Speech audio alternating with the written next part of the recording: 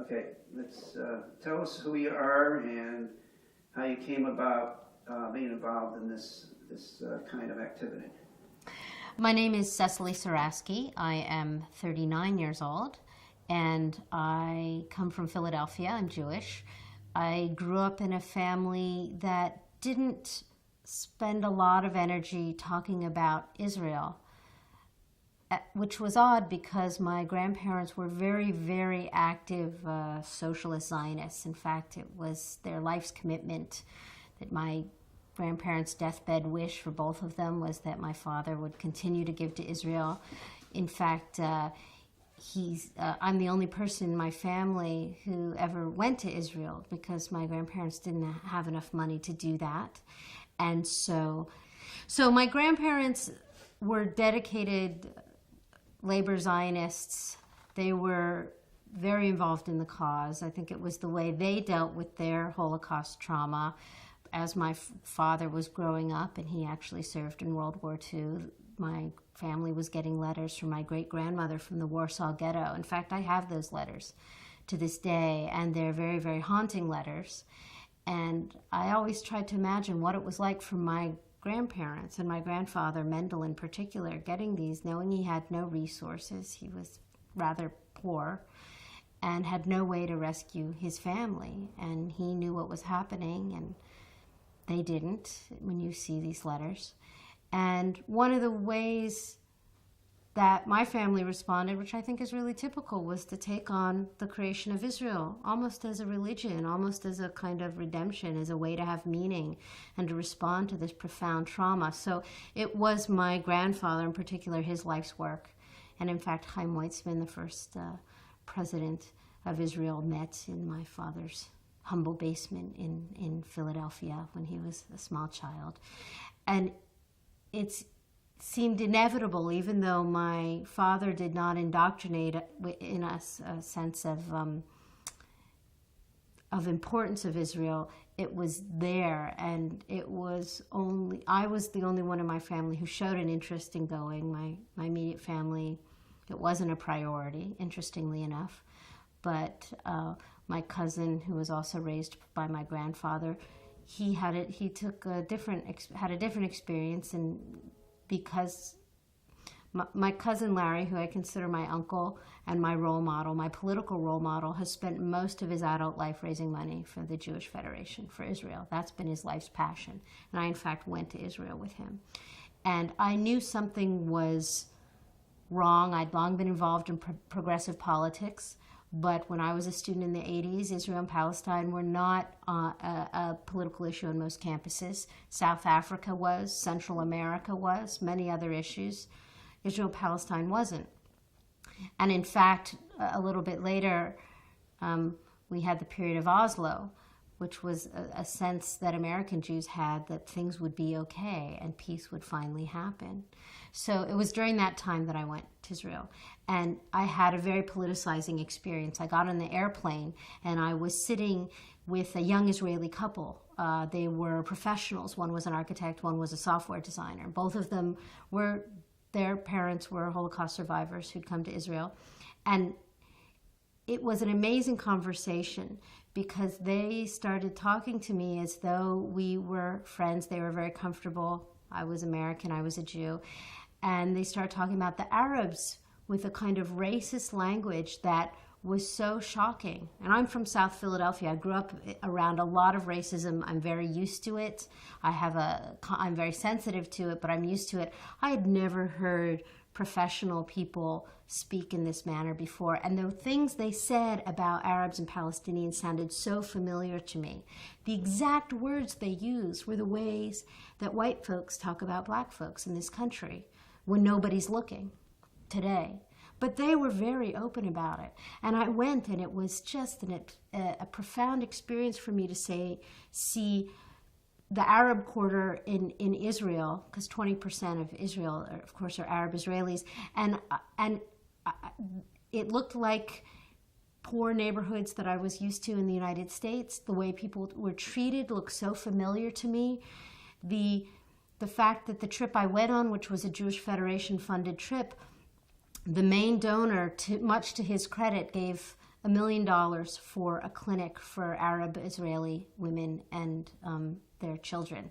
But do you know that the Federation in Los Angeles, the leader of our trip, said he could not find one other person willing to donate 1 penny to that clinic? Not 1 penny. And the person who told me that was someone who had very conservative politics, but even he was amazed by that. And I had a very emotional breakdown going there because I grew up with this idealistic sense. This was a utopia for people like my family. My political, social, compassionate role models are my grandfather and my uncle, my Uncle Larry, who brought me there. They are the people that encourage my idealism, encourage my sense, even in my grandfather's death. They have been so important to me. And when I went there, I thought, this is not the dream that they thought, that my grandfather thought he was building. This could not be the dream. This is a nightmare for so many people. And that was a profound change for me. And when I moved to the West Coast has a remarkably organized Jewish political community. And it's part of our Jewish ethical tradition. As you know, dissent is encoded in our DNA, and that's a part of what it means to be Jewish, is to be a voice, an unpopular voice of justice. And this is an issue that is so passionate for so many Jews, and it is so profoundly anyone suffering is just intolerable. When that suffering is done on your behalf, it is a level of intolerableness that is hard to describe. And as Jews, we feel, American Jews, I also feel that I can do something. I can speak out in a way and help turn the tide in a way, to speak as a Jew on the issue of the occupation, on the issue of treatment of Palestinians, on the issue of displacement of Palestinians in 48. I mean, this goes back far. This is not even just about the occupation. So we can do a lot as Jews and as Americans. Okay, good. Joel Biden mentioned his first experience with the reality of the Israeli entity was when he was a member of a kibbutz, and this was, he was had a leftist kind of sensibility, and this kibbutz thing was to him the perfect way to live. Right. But once he was there, he started seeing one thing that bothered him was they had two Arabs working for them, doing the actual work, where supposedly right. Jews are supposed to do all this right. heavy work. Secondly, the Arabs that were doing this were working on the land that they used to own. Right. And they were working their own land, except it wasn't their land anymore. Right. Yeah. And besides that, he noticed that the way the people lived in the kibbutz, there were cliques. He would notice that, at the common dining room place, there was cliquing. Yeah. In some group, we don't care, we don't want to eat with them, and they don't want to eat with us. And, right. We can start seeing these human realities starting to come in, and it's one thing led to another, and he became more and more disaffected and more of a protester. I don't think he was in any violent protests, but he did wind up in jail for a couple of weeks for some minor right. things. I know. Didn't take much. I know. Well, tell us maybe more about the Jewish Voice for Peace activities. Yeah. What have you done so far? What future projects are planned?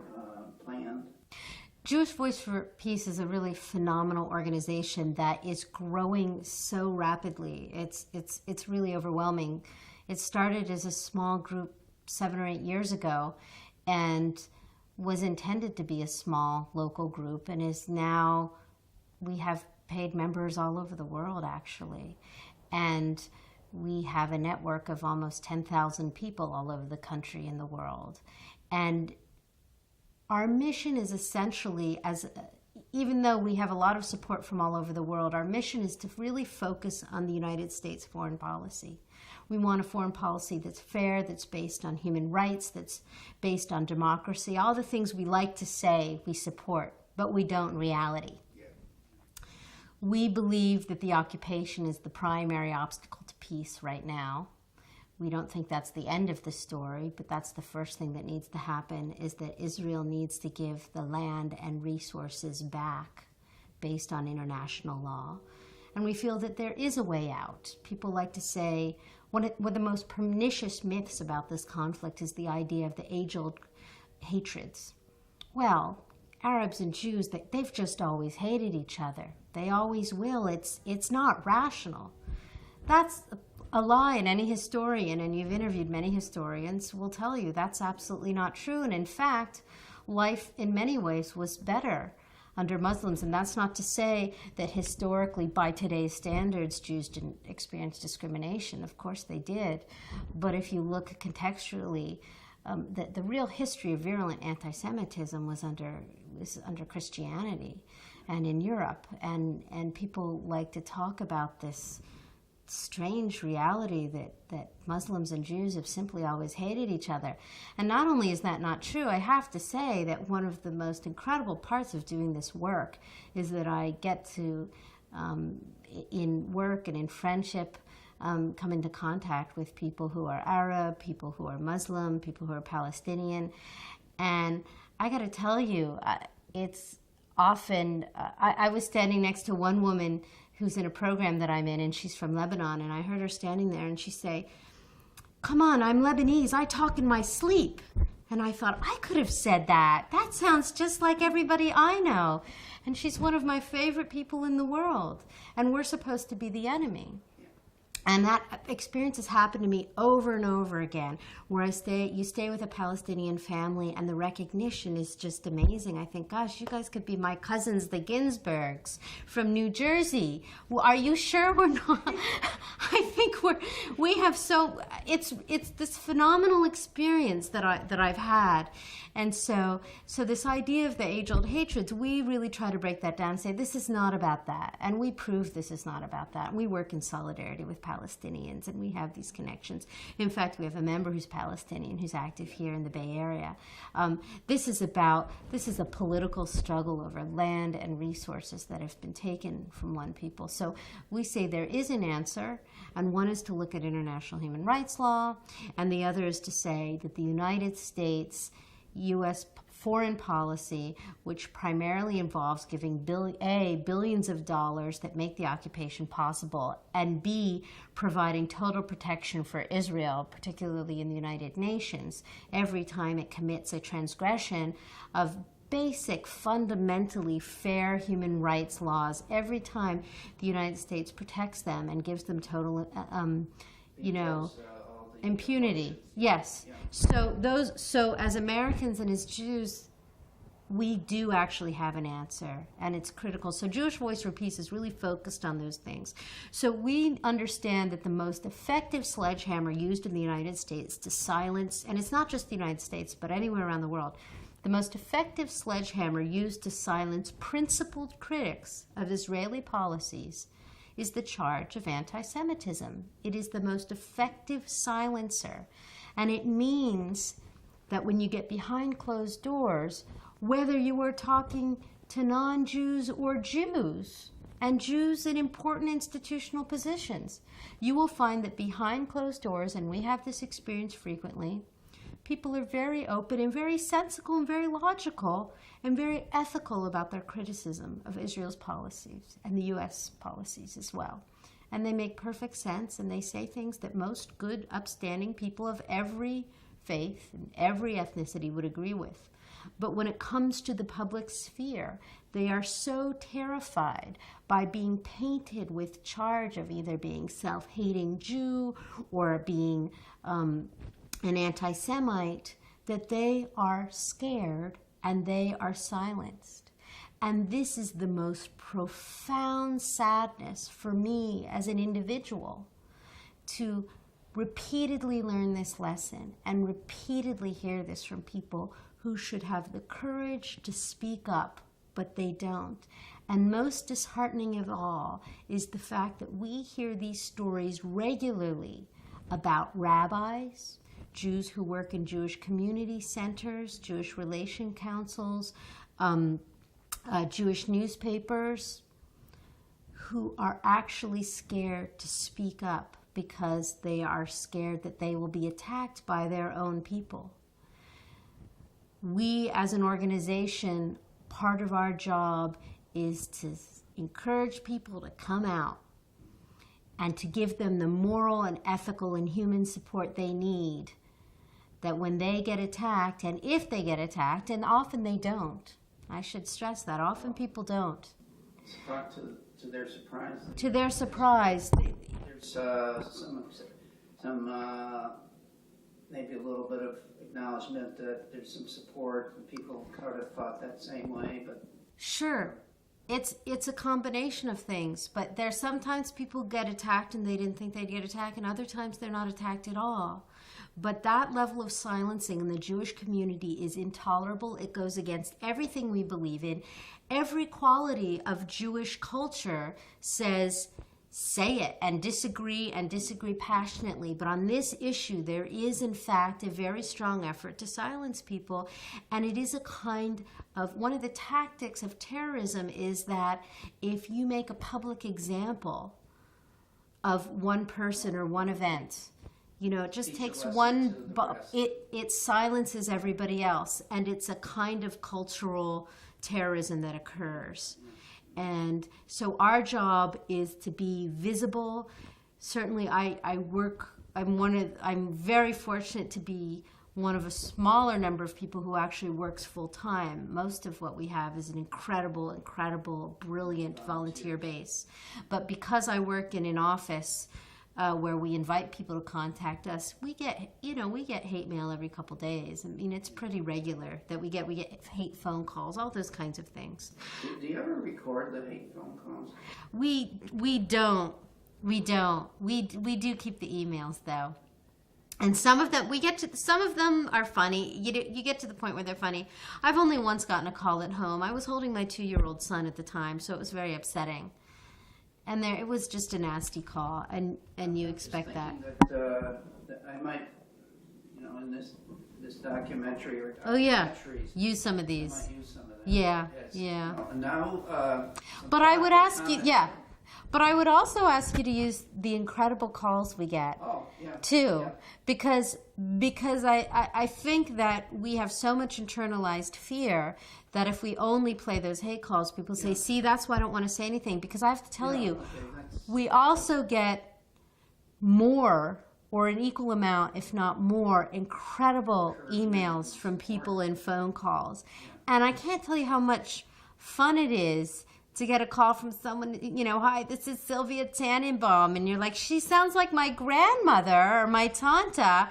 She's like, I just think it's so wonderful what you're doing. And this is just, keep on doing it. And it just makes you... That could make your day. It makes your day. It makes you... We get beautiful letters like that from people all the time, and these phone calls also that are really profound. So Jewish Voice for Peace, our goal is to change policy. And number one, as American Jews, we want to elevate our voices and bring out of the closet the silent majority of American Jews who want an end to the settlements, who want an end to the occupation. We want to assert our position in the mainstream of the Jewish ethical tradition. We are not marginal. We are in the mainstream, and we are the gadflies, and we have to remind our institutional leaders of what is right. And many times they are irritated by us, and they are annoyed, and they don't want to hear us because they know we speak a profound and important truth. But we do it, and we will do it, and we are growing in numbers, and younger generations of American Jews are able to look at the situation in Israel and Palestine with a much more objective and compassionate eye, and not the kind of emotional reactivity that many of us have based on our own experiences of fear. So we're working on Caterpillar campaign. I'm sure that Joel talked to you about Caterpillar. We didn't talk about Caterpillar, but I told him that I was interested in, when I started talking to the Jewish Voice for Peace people, learning more about that program. Yeah. Because I'm also going to be doing coverage on racial quarry, Yeah. and I want to bring in the actual caterpillar element Yeah. in that. Oh, yeah. I even bought a toy caterpillar bulldozer when we were in Yeah. I bet. Peoria. Yeah. There you go. And I'm going to do some There you kind go. of Good. video stuff, you know. There's your Adobe After Effects. Israeli Well, then military you colors. got those caterpillar photos. And I've been shooting caterpillar equipment out in construction sites. Wow. I'm gonna Good. Try to bring that stuff Great. in as part of the racial quarry Yeah. side of things. Yeah. So I'm interested in. I may not be able to do anything about it this trip, but would like to get some access to any visuals that Okay. might Yeah. Sure. support that particular. Sure. Of home subtopic. demolitions. Yeah. Maybe I'm sure ICAD has them. Stanley Heller has some movies of caterpillars in action. Really? Uh, Wow. Sort of the same kind of thing that was going on when Rachel got killed. Yeah. It wasn't the day Yeah. of her death, but it shows, if I'm not mistaken, here they go pushing down a building, and volunteers with Yeah. megaphones I know. standing right in front of the blade, I know. and only at the last minute they jump aside because Yeah. that operator is not going to stop. Yeah. I know. And I think Rachel lost her footing, and I don't think it was strictly murder, but it was like the kind of thing you get in your way and stuff Right. about it. Right. It's another Yeah. total. Yeah. Might call it what's that legal term? Depraved indifference to human life. Yeah. That, Yeah, that was the sure. attitude. Well, of course. Because if you, I mean, it's one of the things, if you talk to Israeli feminists, if you have a culture that dehumanizes one group of people, it's inevitable that that dehumanization leaks into all of your relationships. It's the same problem we have in the United States, where we have soldiers coming back from Afghanistan and Iraq and then beating their wives, or in a number of horrible cases, killing their wives or themselves or their children. This kind of dehumanization and the militarization we've seen in Israel is destructive to the very thread of the culture. It really, truly is. So one of the things about Caterpillar, for me, again, as a parent of a 2-year-old, probably of all the horrible footage that I have seen of this occupation, and it is all horrible, the worst for me was seeing Israelis pulling a Palestinian mother and her kids and husband out of a home literally seconds before they bulldozed it. And there is something so profound, particularly as a parent, when your primary function in life is to provide protection for your child. And the total terror and desperation and hysteria, this woman, everything they had There goes her life. was about to be destroyed. And it is so profound, this total violation of everything we know to be human. To do this to a family is unspeakable.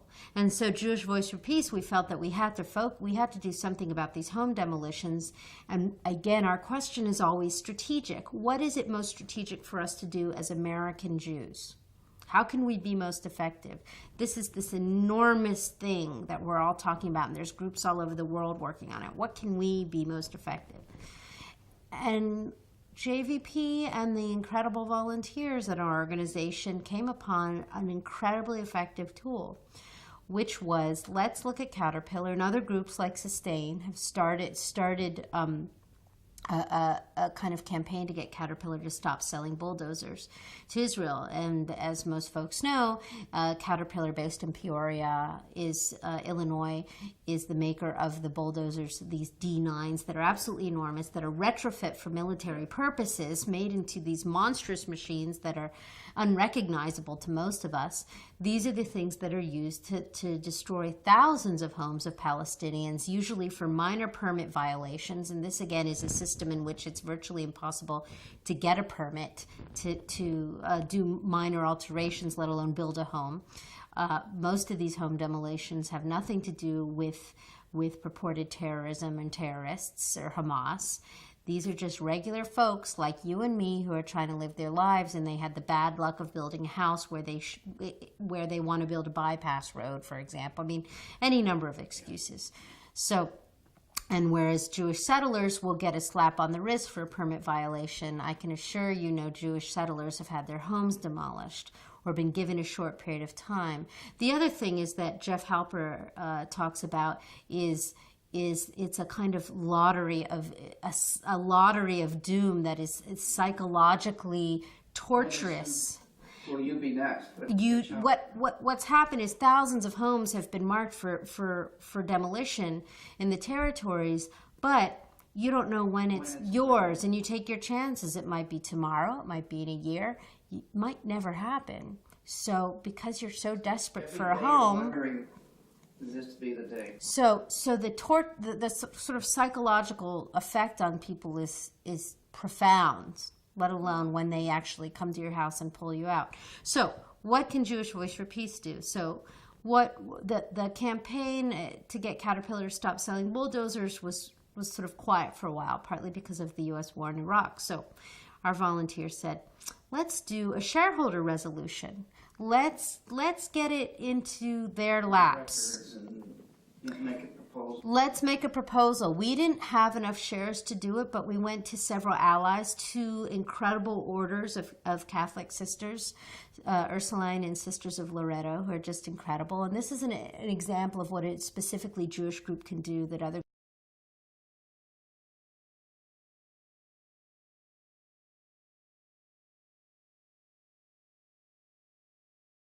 I'll speed through this. Okay. So Jewish Voice for Peace didn't have shares in Caterpillar. To bring a shareholder resolution, we went to 2 orders of sisters, Sisters of Loretto and Ursuline, who did. And this is an example of where a Jewish organization can do some things that other groups can't. We went to them and said, we want to bring a shareholder resolution to the next shareholder meeting. And we want to get Caterpillar to investigate whether their selling of bulldozers to the Israeli military violates their own code of ethics. And the sister said, you know what, we're interested in this issue. We never would have brought a resolution ourselves because we didn't want to be... The anti-Semitism? Yeah, we were concerned about that. We didn't want that to be our primary issue. But the fact that a Jewish organization has come to us and that we're going to partner with you, we're on board. Yeah. And these women were just absolutely stunning and brilliant and amazing. And because of that shareholder resolution, we also conducted a campaign with that where we were able to send something like 40,000 letters to all the boards of directors of Caterpillar. Some of us set up meetings. We've also done protests outside of homes of at least one of the Caterpillar directors who owns the San Francisco Giants. We did all sorts of education campaigns, and when we went, we actually were there with not only the sisters and took up about 15 minutes of that meeting. We had Rachel Corey's aunt, Cheryl Broderson, also spoke at that meeting. So all of these shareholders were forced to sit and listen in the most intimate setting to these people explain exactly what their bulldozers were doing to Palestinian families. And they listened to Catholics and Christians and Jews all stand together and say, this is what you're doing. And the board of directors had to sit and listen to that. And the media, the corporate media from every news wire had to sit and listen to that and report that. And what was phenomenal was they reached the minimum number of votes to bring the shareholder resolution back the next year. We thought we'd get 1% of the vote or no votes, but we got enough votes to actually come back, and we're going back again. And it got so much media coverage. It even went all the way to Israel, to Haaretz, and one of the articles we read said that now people in the Israeli military were scared that Caterpillar's going to stop selling them bulldozers. And it awakened the interest of people in the UN and Amnesty International. Amnesty had been following the work and the resolution, and when they issued a report about the home demolitions, they focused again on Caterpillar and called on them to stop selling these bulldozers. So we suddenly saw how all of these pieces work together. And then after that, the most amazing thing, and we believe it was because of the attention that was paid and all the different groups that really started making statements, this is about leadership, someone has to come out, was the Presbyterian USA Church made a decision a few months ago at one of their meetings to investigate selective divestment in companies, and the only one they mentioned was Caterpillar, that are essentially profiting from the harming of either Israelis or Palestinians. And that's exactly what Caterpillar is doing. And what Presbyterians have done is quite courageous, and there's been a huge backlash as well. But we've come out, Jewish Voice for Peace is the only national Jewish organization to date that has come out in support of what they've done. And we feel that what they've done is in the finest Jewish ethical tradition, and it's the right thing to do. I've heard of that. I haven't investigated it too closely yet, but Yeah. to see large mainstream groups, religious or otherwise, starting to become, real participants. It's the strongest statement to date from a mainstream Christian religious group ever. In Haaretz, Natan Gutman said it was the most censorious decision ever made about Israel and Israel's policies. Of course, we frame it as it's these people are leaders and they're ethical leaders in this regard, and others will follow. And more people will have the courage to speak out, speak their convictions. At the end of each interview, I think maybe we probably covered. Yeah. Oh yeah. I asked.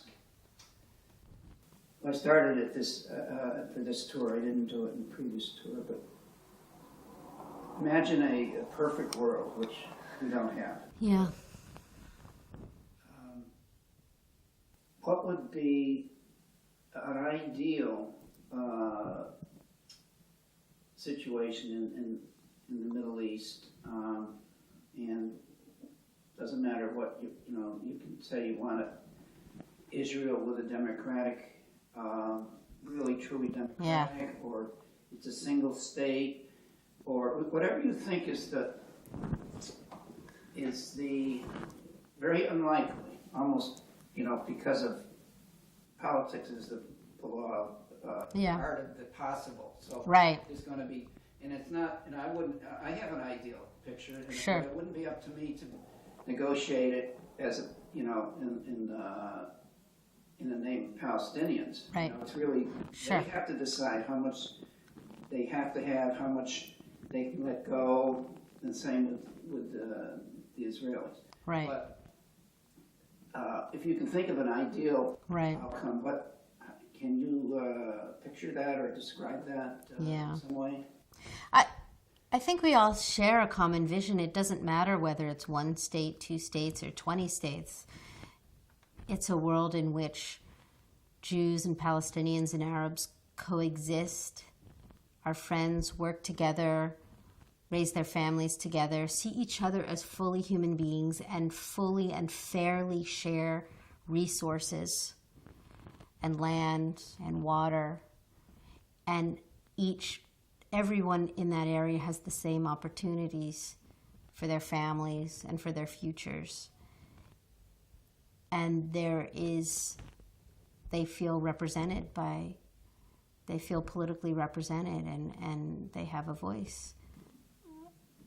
Okay. So. Thank you. That's very close to some of the other responses.